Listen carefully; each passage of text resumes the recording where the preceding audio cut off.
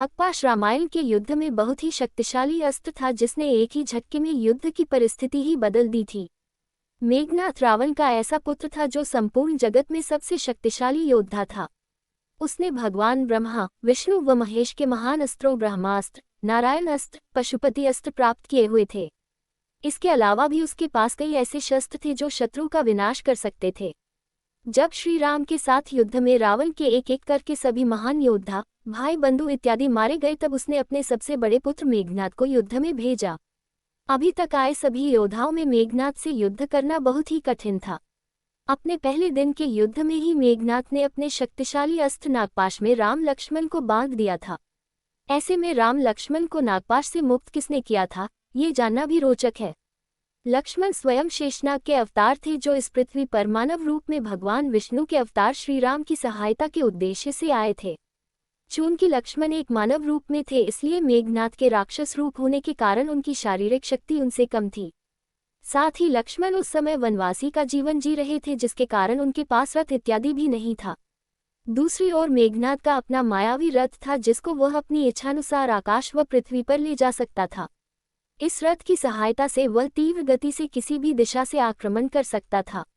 सुबह से शाम तक लक्ष्मण व मेघनाथ के बीच भीषण युद्ध हुआ व लक्ष्मण ने उसके तीव्र बाणों का अपनी युद्धकला व तप की शक्ति से भली भांति उत्तर दिया।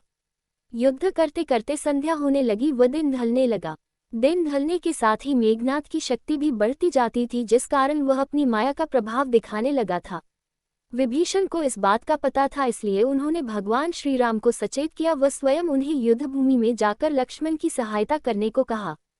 विभीषण की बात सुनकर भगवान श्रीराम स्वयं युद्धभूमि में लक्ष्मण की सहायता करने गए किंतु तब तक मेघनाथ की शक्ति अत्यधिक बढ़ चुकी थी। वह सभी दिशाओं से उन पर तीव्र बाणों की वर्षा कर रहा था जिसका उत्तर दोनों दे भी रहे थे। इसके बाद इंद्रजीत ने आकाश से तीव्र गति से नागपाश बाण चलाया व भगवान श्रीराम व लक्ष्मण दोनों को उससे बांध दिया। वह बाण इतना शक्तिशाली था कि दोनों वनवासी उसमें बंध कर उसी समय मूर्छित हो गए व धीरे धीरे मृत्यु के मुख में जाने लगे। इस अस्त्र का निर्माण स्वयं भगवान ब्रह्मा ने किया था जो मनुष्य से लिपटने के पश्चात उनके प्राण लेकर ही छोड़ता है। पूरी वानर सेना में उदासी छा गई व जामवंत, सुग्रीव, विभीषण किसी को भी इसका उपचार नहीं पता था। सभी विलाप कर रहे थे व अपनी हार मान चुके थे। उधर माता सीता भी इस समाचार को सुनकर अत्यंत विलाप करने लगी व रावण के महल में खुशियां शुरू हो गई। इसका केवल एक ही उपचार था, वह था स्वयं गरुड़ देवता के द्वारा नागपाश को काटना। इसका ज्ञान भगवान हनुमान जी को था और वे तुरंत गरुड़ देवता के पास पहुंच गए। गरुड़ देवता ने पहले इसे भगवान की माया समझकर जाने से मना किया लेकिन हनुमान जी व नारद मुनि के समझाने से वे जाने को तैयार हो गए। उन्होंने गरुड़ देवता को सारी बात बताई व अपने साथ लंका ले आए।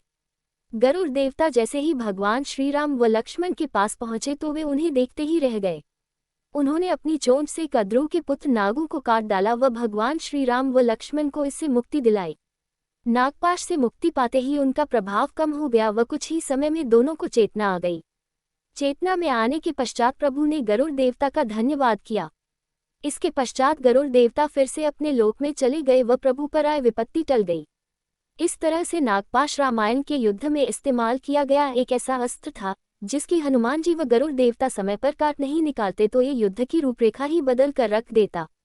इसके बाद भी मेघनाथ को हराने के लिए श्रीराम व लक्ष्मण को कई जतन करने पड़े थे।